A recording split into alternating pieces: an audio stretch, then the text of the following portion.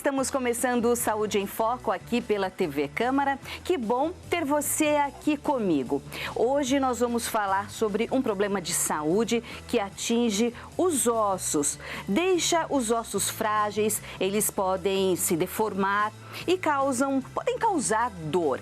Eu estou falando da osteoporose. E quem vai conversar com a gente, o médico que vai explicar direitinho sobre essa doença, é o Dr. Sérgio Setsu Maeda, que é endocrinologista. Ele é membro da Sociedade Brasileira de Endocrinologia e Metabologia Regional de São Paulo. Dr. Sérgio, um prazer recebê-lo aqui no Saúde em Foco. Tudo bem com o senhor? Tudo bem com você? Um alô para todos aí que estão nos assistindo. E a gente vai falar um pouquinho sobre a osteoporose hoje. Sim, doutor Sérgio, a osteoporose, ela está ligada ao envelhecimento?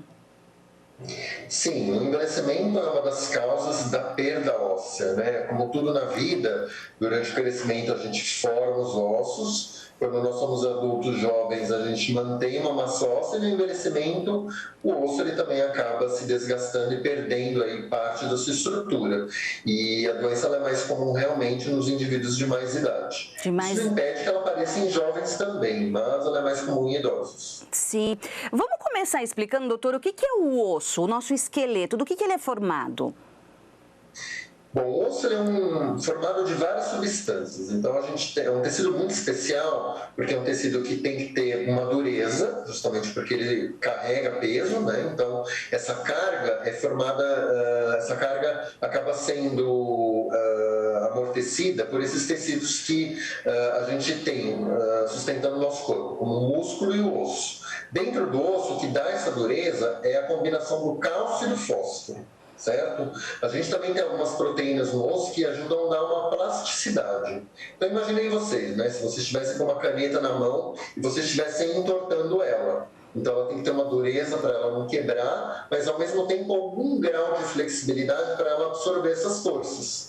Então o osso tem que ter essa propriedade, tanto de ser duro, mas ter algum grau de plasticidade. E o esqueleto, ele protege órgãos importantes, como por exemplo, na nossa cabeça, os ossos, eles protegem o cérebro. No tórax, aqui no peito, ele protege o coração e o pulmão. Na bacia, ele protege o útero, a bexiga, os órgãos genitais. E quando a gente fala dos braços e das pernas, ele ajuda os músculos a nos movimentar. Então, o osso ele tem uma função primordial de proteção de órgãos, locomoção, mas também uma coisa que todo mundo acaba não lembrando é que ele é um reservatório desses íons, né? O cálcio e o fósforo. Sim. Doutor, e quais são os processos que o nosso esqueleto, o osso, ele passa ao longo da vida, né? Desde o nascimento até o envelhecimento. O que acontece com o osso? Bom, quando o indivíduo é uma criança ou adolescente, ele está em crescimento. O osso ele cresce em tamanho e ele incorpora o cálcio e o fósforo. Então, é uma fase em que, vamos pensar se fosse uma conta bancária, né? A gente está colocando lá os depósitos e isso está fazendo uma reserva. Né?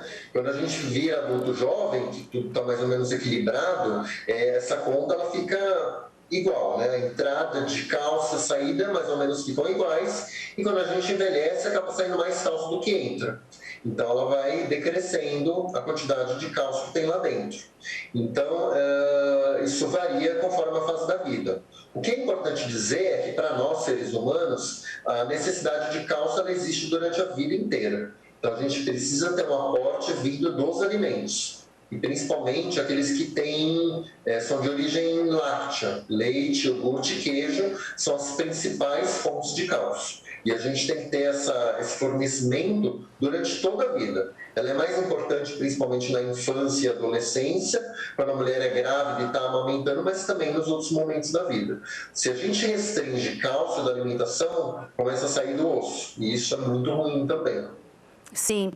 Doutor, há uma renovação das células no osso durante a vida e aí pode se instalar quando se inicia a osteoporose? Sim, se a gente for pensar o seguinte, vamos pensar no cabelo, por exemplo. O cabelo ele tem uma alta taxa de renovação, as células estão formando o cabelo o tempo todo. O osso, obviamente, nele acontece de uma maneira muito mais lenta. Essa renovação é muito lenta, mas ela é necessária também. Então, se a gente não renova isso, o osso ele vai ficando velho. Então, a gente tem que ter esse aporte dos nutrientes, o cálcio, o fósforo, as proteínas, a vitamina D, para que haja esse equilíbrio. Se há falta de algum desses elementos, isso prejudica, dependendo da fase da vida, a formação ou a manutenção da estrutura óssea. Doutor, estudando um pouquinho sobre o assunto para a gente fazer a entrevista, eu vi que tem duas células, a osteoblastos e a osteoclastos, que é responsável por essa renovação. Uma funciona como ladrão aí das substâncias nos ossos. Explica para a gente como é esse processo aí tão lindo, né, do nosso organismo, do nosso corpo. Bom, então vamos explicar de uma maneira que as pessoas consigam entender, né? Existe a célula que forma o osso, que é o osteoblasto, e tem a célula que destrói o osso, que é o osteoclasto, né? Existe um equilíbrio entre essas células, né? Então, para ter uma renovação, elas têm que estar numa, digamos assim, numa sinfonia. Elas agindo aí, cada uma no seu momento. Então, vamos lá. Se o osso está velho, o osteoclasto vai lá, remove aquela região que está com o osso velho, né, forma um buraco ali, e o osteoblasto vem e forma um osso novo. Então, faz esse ciclo da remodelação óssea que a gente fala. Então, reabsorve o osso velho, forma um osso novo. Né? Isso acontece de uma maneira assincrônica. Tem regiões que estão destruindo, tem outras regiões que estão formando. Então, é toda uma dinâmica que acontece no nosso esqueleto. Existem doenças, medicamentos que às vezes acabam estimulando a destruição. E quando passa a haver um predomínio da destruição, isso é ruim para o osso. Então, existem doenças e medicamentos que provocam isso. Então, a gente tem que estar atento para poder bloquear esse mecanismo. Sim. Esse processo, ele ocorre de quanto em quanto tempo no nosso organismo? Ele é contínuo. Contínuo. Quando a gente está na infância e adolescência, predomina a formação. Quando a gente está no envelhecimento, predomina a reabsorção. Quando nós somos adultos jovens, está mais ou menos equilibrado. Então, dependendo da fase da vida, predomina mais uma sobre a outra. É lógico que se você tiver uma doença, pode ser que essa doença promova uma maior destruição óssea. Isso pode coincidir, por exemplo, com o envelhecimento, que já é uma situação que também tem uma destruição aumentada. Seria uma osteoporose secundária provocada por outras, né, comorbidades? Exatamente, você está muito bem informado. Então, existem Estudei direitinho, doenças que causam osteoporose. Então, a gente pode ter uma, digamos assim, uma osteoporose do envelhecimento, isso pode ser piorado por uma doença que piora o osso. Então, quais doenças, doutor? Osteoporose secundária. Quais doenças, por exemplo, podem causar essa... São doenças, às vezes, um pouco difíceis assim pelo nome de falar, mas eu posso dar um exemplo. Existe uma doença chamada hiperparatiroidismo primário, onde uma das glândulas que produz o PTH aqui no nosso pescoço começa a produzir uma quantidade que não é normal. E esse PTH começa a aumentar a destruição do osso. Então, é uma doença que tem predomínio da destruição óssea. Sim, sim. Doutor, agora vamos falar da osteoporose mesmo. Ela dá sinais claros que está se instalando ou não? É uma doença silenciosa? No geral, a osteoporose é uma doença silenciosa, ela não dá sintoma nenhum e, às vezes, o paciente descobre, seja por uma densitometria óssea, que é um dos exames que faz o diagnóstico, ou por uma fratura num sítio que não era para ter, né? Então, por exemplo, a gente comenta que uma fratura, a gente tem que caracterizar o trauma que aconteceu. Então, por exemplo, se a gente cair de 10 metros ou for atropelado, qualquer um de nós pode ter uma fratura. Então, isso é uma fratura de alto impacto e isso não caracteriza a osteoporose. Mas, por exemplo, se um indivíduo está andando e cai na sua própria altura por um trauma pequeno e tem uma fratura, isso sim a gente começa a ver que é uma fratura de baixo impacto. Então, uma pessoa que não tem a doença não fratura, mas quem tem osteoporose, por uma queda bobinha, ela pode ter uma fratura do punho, da coluna, do fêmur, né? Então, a gente caracteriza, sim, uma fratura que não devia ter acontecido se a pessoa não tivesse a doença. O senhor falou... Então, a osteoporose Só resumindo, né? Então é uma doença em que a gente tem um enfraquecimento da estrutura do osso e que o paciente, porventura, pode ter uma fratura por um trauma pequeno, nesses lugares, né? Em geral é na coluna, no punho, né? No braço, né? Que é essa região que liga aqui ao tronco, e na região próxima da bacia. Geralmente, uma queda provocada pela osteoporose, o paciente nem sabe, né? Ele não tropeçou em algo, não tem uma causa aparente, é isso, doutor? Em geral o que acontece, né? Existem traumas que podem acontecer assim, por queda no banheiro, distração, escorregão, né? O indivíduo jovem, às vezes, o que acontece, né? Ele tem um mecanismo de defesa de pôr no braço. Né? A pessoa consegue se defender para proteger de não bater o rosto, por exemplo, né? E quando a pessoa às vezes faz isso, se ela tem osteoporose, ela quebra o punho. Então, justamente se usou o braço para se proteger. E a fratura dessa região aqui, ela é típica de osteoporose. Né? O indivíduo idoso, quando ele cai, ele perde um pouco esses reflexos de defesa. Então ele cai e bate, por exemplo, a bacia, e aí ele quebra o fêmur. Sempre fala isso, né? Fraturou o fêmur, a gente vê muitas pessoas de idade internadas, se recuperando de uma queda, de uma fratura no fêmur. E a gente diz até que muitos idosos acabam falecendo por causa disso, não é, doutor? Às vezes uma fratura que foi, vamos dizer, mais simples, mas pode ser muito mais sério também. Como é que acontece isso, doutor? Bom, a fratura do fêmur ela é uma fratura muito grave, né? Porque muitas vezes ela tem necessidade de uma cirurgia, né? E o paciente que passa por uma fratura dessas, ele acaba tendo uma dificuldade de voltar a ter a mesma força que tinha antes, caminhar da mesma maneira. Então, muitos pacientes ficam com sequelas dessa fratura. E ela é uma fratura, inclusive, que aumenta o risco de morte. Né? E a pior notícia que a gente pode dar, inclusive, é que homem, quando tem esse tipo de fratura, a mortalidade é o dobro da feminina. Homem morre muito mais desse tipo de fratura do que mulher. Por que, doutor? Ela não é a fratura mais comum, né? A fratura mais comum de osteoporose é a fratura da coluna. Mas a fratura da coluna, sim, às vezes ela passa desapercebida. Né? Porque dor nas costas a gente pode ter, sei lá, por uma contratura muscular, isso pode ser outras coisas, né? Uma pedra no rim, então às vezes as pessoas não valorizam muito isso, né? Então, às vezes ela passa despercebida. Pode ter uma fratura na coluna, uma vértebra quebrada por causa da osteoporose e não saber, a pessoa não saber? Pode, isso pode acontecer. Às vezes ela tem uma dor mínima e não valoriza. Então, é importante a gente que é especialista e acompanha os pacientes fazer radiografia da coluna para procurar essas fraturas. Sim. E por que o senhor disse que nos homens a incidência de mortes, né, é mais grave uma fratura no fêmur do que em mulheres? Em geral, homem é um tipo de paciente que acaba não fazendo o acompanhamento médico necessário, né? Muitas vezes eles têm outras doenças que também estão descontroladas, né? Então, em geral, homem, quando tem algum evento agudo, assim como uma fratura, um infarto, alguma outra situação, infelizmente a mortalidade é muito maior, né? Porque o homem, em geral, tem doenças não muito bem controladas. É diferente da mulher, que a mulher já tem uma preocupação mais de prevenção, de frequentar mais consulta. Então, a mulher acaba sobrevivendo mais a esse tipo de fratura. Então, o estado geral de saúde do paciente, do homem, acaba colaborando para o agravamento, né, doutor? Isso, para a morte dele, né? Sim. E no caso do aparecimento da osteoporose, é mais em mulheres, é mais em homens, a idade difere? Como que é esse panorama? Então, vamos lá. A doença é muito mais comum em mulher, obviamente, né? Porque tem essa parte da esfera da menopausa, que é uma das coisas que aumenta esse risco. Então, a gente diria mais ou menos assim, na população idosa, mais ou menos 1/3 das mulheres tem osteoporose. Quando a gente olha os homens com mais de 70 anos, é mais ou menos uns 15% que tem. Então, é metade. Né?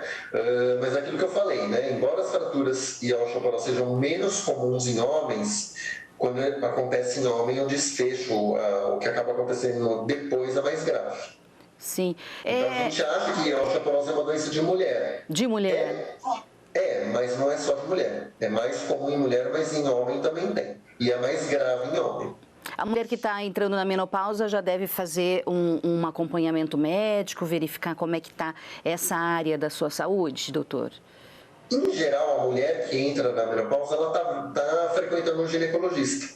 Então, a mulher tem muito mais oportunidade de fazer o diagnóstico, porque o ginecologista acaba sendo o clínico da mulher e muitas vezes ele pede a densitometria. Então a mulher acaba sendo investigada, né? Isso não acontece muito com os homens. Né? Então, a chance de diagnóstico na mulher é maior por conta da fase da vida. Mas aí ela deve acompanhar a osteoporose com o ginecologista ou com o endócrino ou outra especialidade? Bom, o ginecologista nessa fase da vida da instalação da menopausa, talvez eu acho que seja o melhor especialista para ver. Mas existem outras especialidades que também veem a doença. Então, como você mesma citou, o endocrinologista, o reumato, o geriatra, o fisiatra, eventualmente o ortopedista, são especialidades também que lidam com a doença. Doutor, ainda falando de fatores de risco, o tabagismo pode provocar osteoporose ou agravar? Bom, o tabagismo é um fator de risco, porque as toxinas do tabaco, né, do cigarro, elas não são só ruins para o pulmão, elas são tóxicas para as células ósseas também. Então, isso é um fator de risco para a osteoporose, né? Assim como outros fatores aí que a gente vê, que a gente sempre fala, né? Etilismo, então o álcool em altas doses também é tóxico para as células ósseas. A falta de exercício aumenta o risco de queda, né? Porque o músculo acaba atrofiando, né? Quando você não faz exercício. Então, os hábitos de vida são muito importantes, né? Então, a ingestão de cálcio baixa é um fator de risco, né? Então, a gente não pode esquecer dessas coisas. O exame para identificar, qual é o usado, recomendado? O exame principal é a densitometria óssea. Então, ele vai fazer análise da coluna, da região lombar e da região da bacia. Então, ele é o exame principal. Sim, e aí ele é recomendado a partir de alguma idade? Ou não, se a pessoa só estiver sentindo alguma coisa? Bom, em geral, em pacientes com mulheres pós-menopausa e homens, principalmente acima de 60, 70 anos, tem indicação de fazer o exame. Sim. Pacientes que tenham causas secundárias de osteoporose, como o uso de corticoide ou alguma outra situação, também tem indicação de fazer antes dessa fase. Dessa fase. O senhor falou de alimentação no início da nossa entrevista e eu gostaria de retomar. A alimentação é uma primeira tentativa aí, não sei se é correto falar repor ou pelo menos manter para não aumentar mais essa destruição das nossas células ósseas? Como eu havia falado, a gente tem uma necessidade de cálcio durante toda a vida. Né? Então, na infância, quando nós somos adultos jovens e no envelhecimento, principalmente na infância, adolescência e gravidez e lactação, são fases que a gente não pode esquecer de repor cálcio. Se a pessoa restringe na dieta, o osso acaba sendo a vítima, né? O organismo acaba retirando do osso, porque a reserva é lá. Então, a gente nunca pode esquecer de ter esse aporte. Então, leite, queijo e iogurte são as fontes. A gente não pode esquecer também das proteínas, porque músculo e o osso eles têm necessidade de ter esse aporte de proteína. Então, a alimentação é sempre uma questão que a gente tem que levar em conta. Doutora, então assim, se eu sou uma pessoa que desde pequena eu tomo leite, tomo iogurte, queijos, tenho, né, esses alimentos no meu dia a dia, tá tudo certo então, tô cumprindo aí com esse aporte de cálcio. Ou não, eu tenho que buscar atendimento médico, né, acompanhamento médico. Do ponto de vista nutricional, isso é importante. Até um paciente que a gente acompanha por osteoporose e trata com os medicamentos, tem que haver uma adequação de cálcio e vitamina D. Até porque se a gente não arrumar isso, os remédios da osteoporose eles não funcionam adequadamente. Pode até haver uma falha terapêutica do remédio. Você pode estar prescrevendo usando remédio caro e ele pode não funcionar porque a quantidade de cálcio e vitamina D não está certa. E o cálcio é fundamental. E o cálcio é medido por um exame simples de sangue? Esse é que é o problema. Medir o cálcio no sangue não diz que a dieta está adequada. Então, a gente só vai saber se a dieta está adequada pelo questionário que é vindo dessa conversa. Então, o exame de sangue só vê a quantidade no sangue, mas ele não não reflete para mim o quanto ele está ingerindo. Porque o organismo faz de tudo para manter esse cálcio normal. Se o paciente restringe na dieta, esse cálcio está normal porque está saindo do osso. Então, o cálcio no sangue normal não me dá informação dietética. Olha só, bem interessante isso, né, doutor? Esse é o ponto que as pessoas têm que prestar atenção. É verdade. Doutor, agora, eu vi que o brócolis, ele pode promover também esse fornecimento de cálcio que a gente necessita? Bom, os vegetais que têm folha escura, eles têm lá uma quantidade de cálcio, mas o grande problema deles são as fibras. Eles têm substâncias como fitatos, oxalatos, que diminuem a absorção. Então, o cálcio vindo de alimentos vegetais tem uma absorção menor. Sim. Então, realmente, os laticínios são a melhor fonte. E as pessoas que não gostam de leite? Desde pequena, eu não tomo leite, não gosto de leite. Tem, né? Existe esse problema. Então, sempre a nossa tentativa inicial é ver se a dieta consegue ser a fonte correta. Se realmente houver algum problema no sentido do paladar do paciente que não gosta de laticínios, eventualmente algum que tenha intolerância à lactose, a gente pode considerar aí usar laticínios sem lactose ou eventualmente usar um sal de cálcio. Então, esses comprimidos de cálcio, eles vão ser a nossa última estratégia. A primeira estratégia é a dieta. Se realmente a dieta não for possível, aí a gente pode usar os comprimidos. O problema dos comprimidos de cálcio é que eles podem dar prisão de ventre, dor no estômago, né? Então eles têm efeitos colaterais. E é um cálcio que tem uma absorção um pouco menor. Eu digo que o cálcio da dieta é melhor absorvido que o do comprimido. Então, a gente só vai usar o comprimido quando a dieta não for capaz de suprir a quantidade de cálcio. Doutor, eu fico imaginando assim, alguém que esteja assistindo a gente e não toma leite, não gosta, desde pequeno. O que ela deve fazer? Ela deve já estar preocupada, né? Como é que está meu cálcio? Ela deve tomar alguma atitude, um acompanhamento médico? Eu acho que precisaria ter algum acompanhamento, principalmente se ele já é um paciente que tem risco para osteoporose, tem história familiar de osteoporose, é um paciente que precisaria rever isso, né? Então, esse aporte de cálcio, se for pouco, realmente tem que ser visto. A gente pode estar até diante, por exemplo, de um paciente que tem uma dieta restritiva.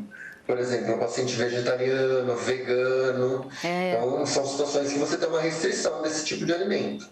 Então, são situações que realmente você vai ter que repor de alguma maneira. Então as pessoas que têm essas dietas restritivas que estão muito na moda, né, doutor? Sim, e na moda, sim, pessoas muito adeptas, de moda não digo, mas estão adeptas a essas dietas, precisam então se atentar a esse assunto, né? A quantidade do cálcio aí diretamente ligada à saúde dos nossos ossos.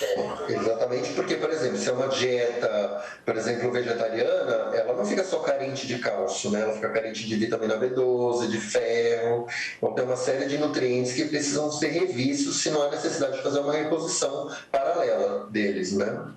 A vitamina D, o quanto ela é importante e como ela deve ser administrada?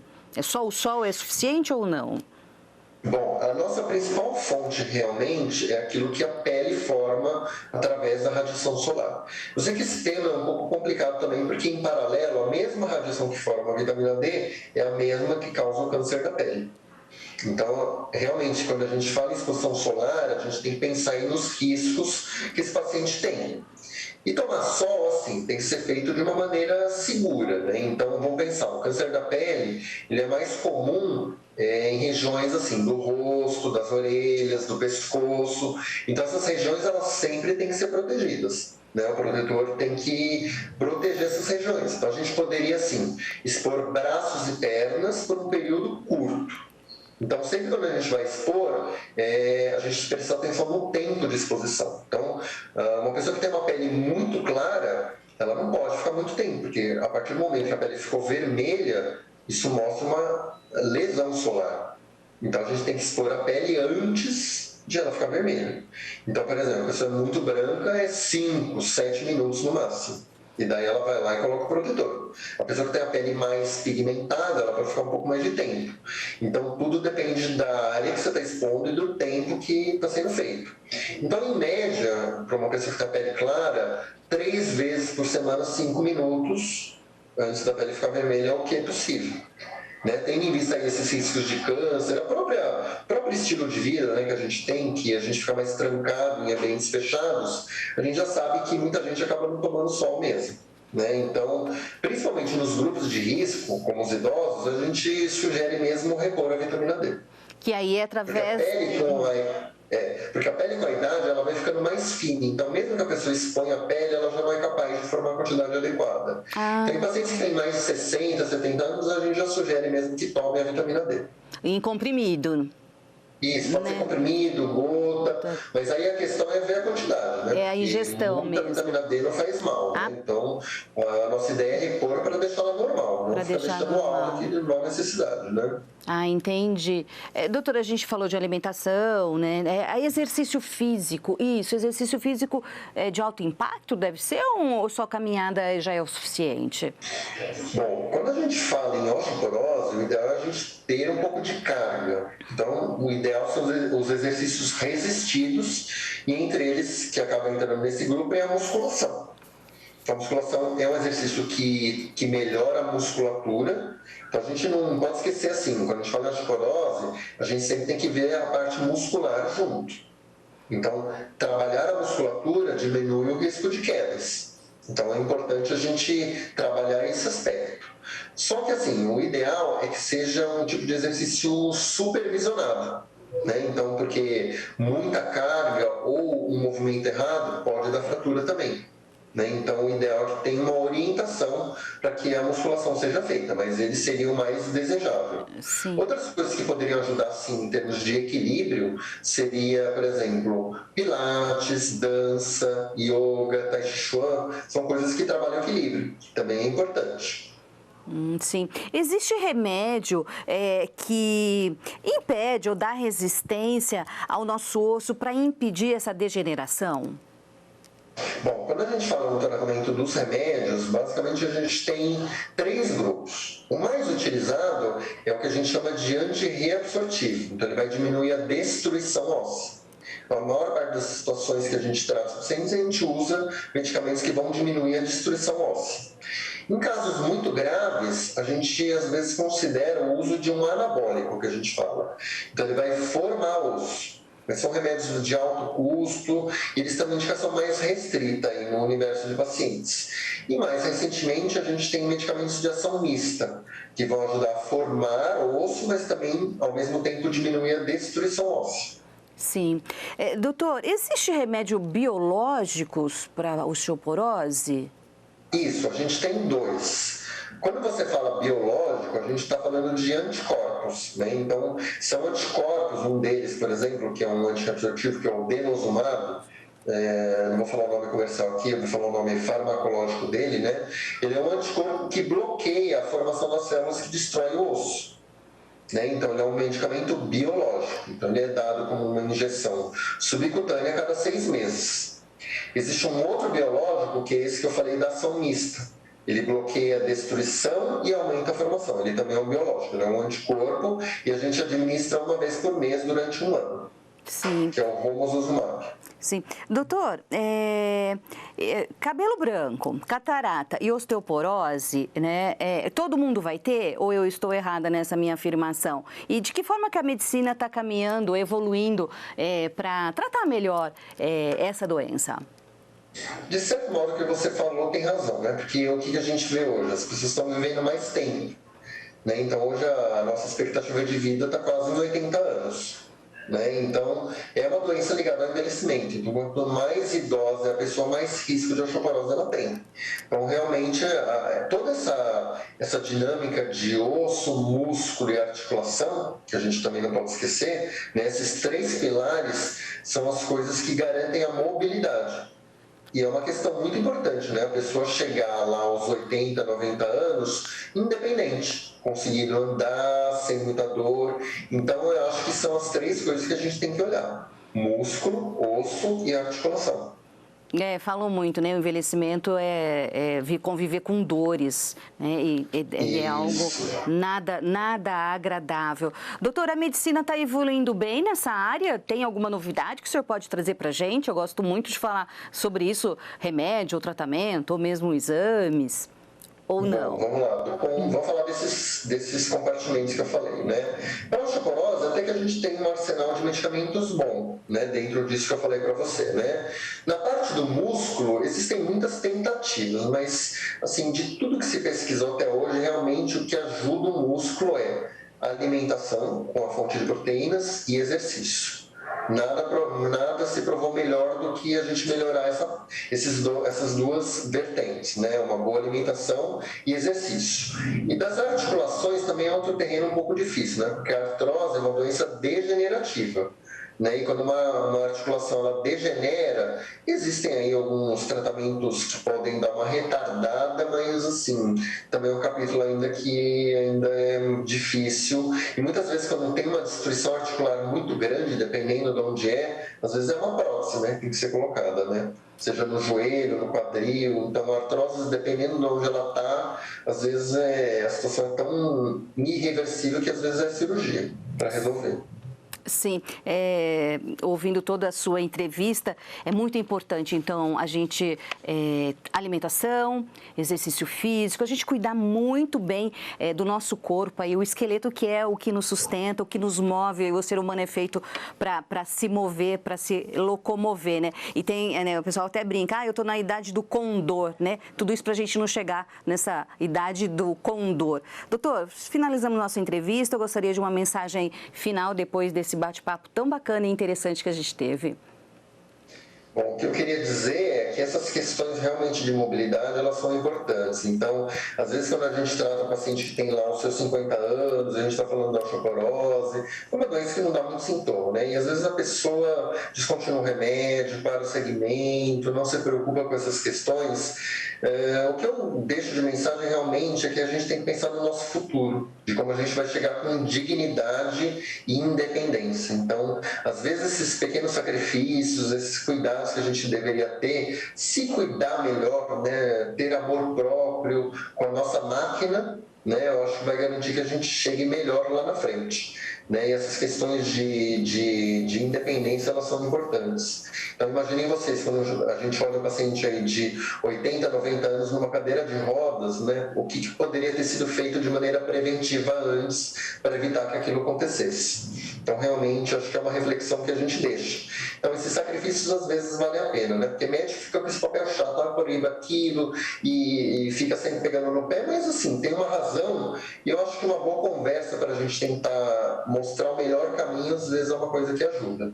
Então, a gente encarar um tratamento, às vezes, não como uma sina, um suplício, mas uma coisa, talvez, para garantir um futuro melhor.